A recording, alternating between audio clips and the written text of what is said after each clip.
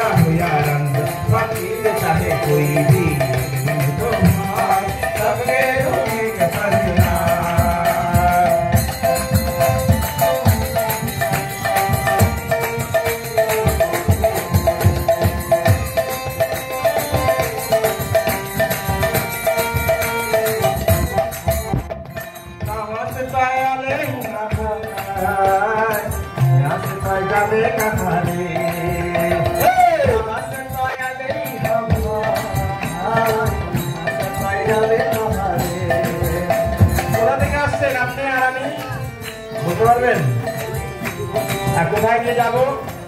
কোথায় যাবো না বলতে পারো কিন্তু আমাকে জিজ্ঞেস করেছিল আমি কোথায় যাবো আমি তো দেওঘরেই যাবো যাওয়ার এখানে যে পৃথিবী যদি ছাড়ি কোনো কারণে তাহলে হাঁটতে হাঁটতে হলেও আমি দেওঘরেই যাবো তাই না আমরা প্রত্যেকে সেই দেওঘরেই যাবো কিন্তু হাঁটার একজন দেওঘরে যাবো कहाँ से ताई आले